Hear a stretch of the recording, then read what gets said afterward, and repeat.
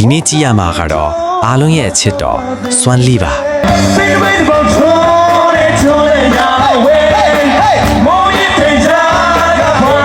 နေ့မှာလည်းပွဲချစ်သူပရိသတ်ကြီးအတွက်အမှုပညာရတဆုံလင်လာတဲ့ပွဲခင်းတွေကအမိုက်စားတင်ဆက်မှုတွေကိုစူးစီးတင်ပြပေးသွားမှာပါဗီဒီယိုလေးကိုအဆုံးထိအတူတူကြည့်ရှုခန်းစားပေးကြဖို့ဖိတ်ခေါ်လိုက်ပါတယ်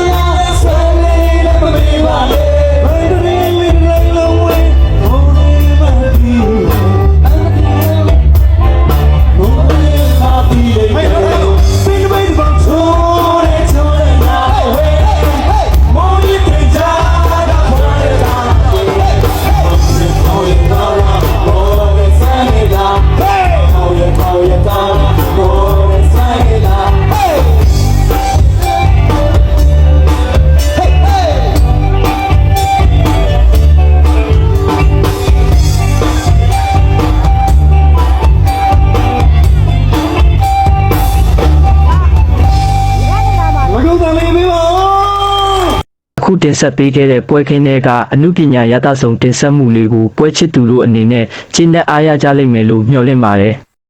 အခုလိုအချိန်ပေးပြီးအဆုံးထိကြည့်ရှုပေးခဲ့ကြတဲ့ပွဲချစ်သူပရိသတ်တယောက်ချင်းစီကိုကျေးဇူးအထူးတင်ရှိပါတယ်